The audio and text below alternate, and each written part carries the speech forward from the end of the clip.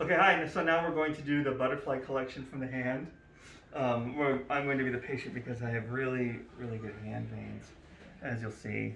They're easy to visualize already, but when the tourniquet gets applied, they'll really pop out. Okay. Okay, we're going to do this now. Of course, we want to make sure we have the proper supplies. Obviously, gloves. She's wearing a mask already. She's washed her hands. We have this tape. We have the butterfly needle, of course, for collection. We have a tube to put the blood in. We have a tube holder. We have gauze, we have a Band-Aid, we have alcohol swabs.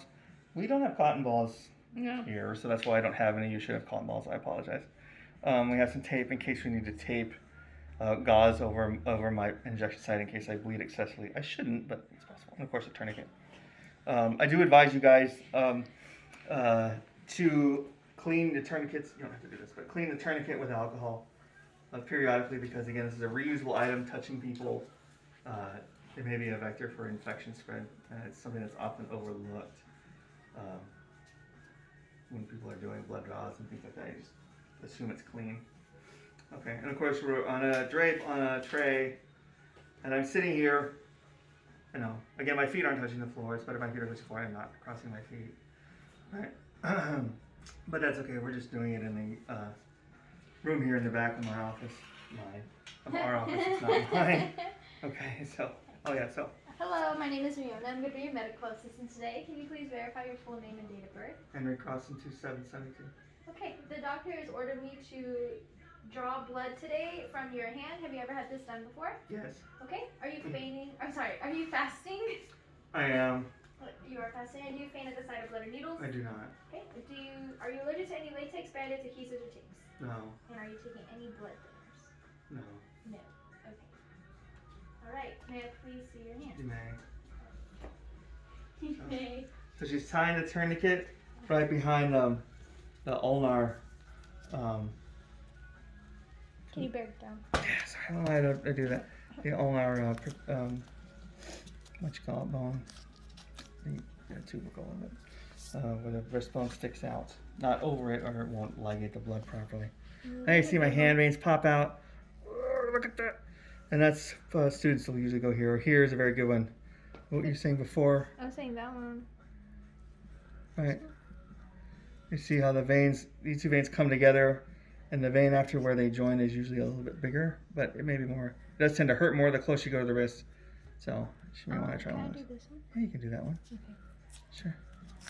I usually recommend applying strong traction of the skin. Sorry. To keep the vein from rolling, and to have a very high angle of entry with the needle when you go in. This will also prevent the needle from rolling. Butterfly needles are small relative to other venipuncture needles, and smaller needles, higher gauge needles, have a flatter bevel, which is the slanted part of the tip for puncturing skin and tissue. And as a result, they don't puncture as easily as other needles do.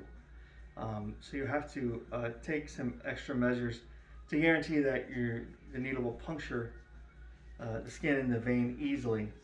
A lot of times veins roll because they're pushed, and the relatively blunt tip of the butterfly needle makes it very common to push veins out of the way. Okay.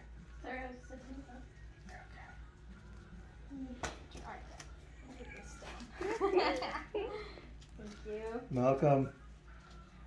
Nice and tight with the method we talked about, tucking it under so she can easily remove it, and then swabbing it. I'm just making a fist and holding it steady because I'm used to having my hand drawn. You may ask patients to also make a bridge if necessary. Another thing when you're doing your butterfly is you should straighten out your cord thingy so it's not tangled up. Good job. Okay. Now again, she's going to hold it by the butterfly wings. The bevel's up. The tip of the needle's up. And she's going to make sure she gets a nice confident puncture.